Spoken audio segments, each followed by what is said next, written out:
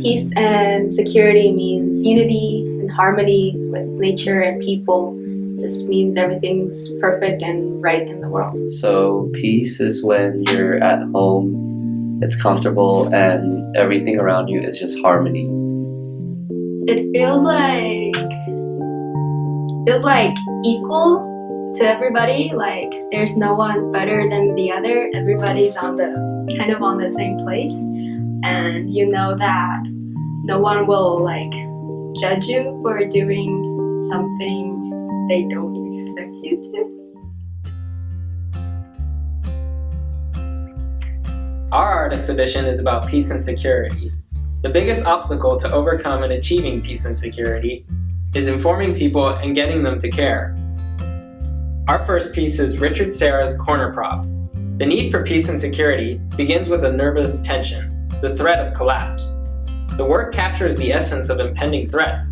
Tucked away in the corner, the viewer is unaware, yet its presence is felt. And the threat becomes real once it's realized that the 1-ton block is supported by nothing but a steel rod.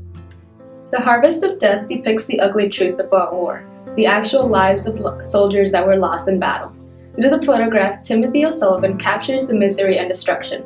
His piece elicits a response from the viewer to inspire a movement for peace and security. As we think of the peace and security we are able to enjoy today, we must also not forget about the men and women that sacrificed their lives. In Maya Lin's Vietnam Veterans Memorial, people are reminded of the senseless deaths of Vietnam soldiers and their own mortality reflected in the black granite. This elicits a strong emotional response in the viewer, and while the work itself only serves to memorialize the soldiers, the viewer can't help but feel sadness and even anger over so many senseless deaths. This monument exposes the cost of war and provokes the viewer to question these costs. This is how the work inspires or provokes the need for peace and security. If we looked up feminism in the dictionary, we would find results such as the advocacy of women's rights on the ground of political, social, and economic equally to men. What women movements were fighting for is equally between men and women, evoking the violence that the world has neglected and creating peace and security for women in modern life. The best known work from women's movements would be Judy Chicago's The Dinner Party.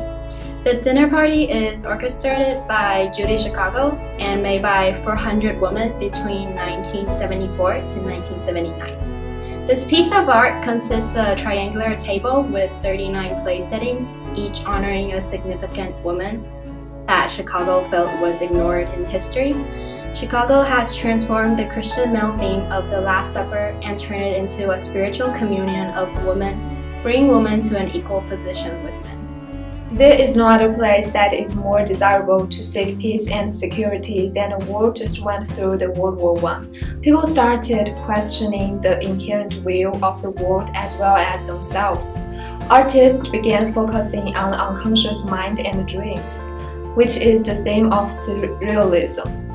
The Persistence of Memory by Dali depicts a dreamscape filled with irrational objects. Melting clocks, a dead pocket watch being eaten by ants, strange distorted heads, and so on. A sense of wonder and reflection of the dominant status of time comes over the viewers while overlooking the lonely space shown in this tiny painting. Surrealism points to the known world that we have so much faith in, a world which at times could be cruel, cold, or inhuman, that is perhaps not worthy of all that faith. Even though the destination in this painting list too might be death, people still could seek peace, security, and protection in this immortal time and memory. Our art exhibition brings attention to art's power to inform viewers about issues of peace and security and explore the intricacies of these issues. Viewers can feel an immediate threat, a sense of loss, or even a sense of peace itself, all of which work together to inspire the viewer to take action in seeking peace and preserving that peace.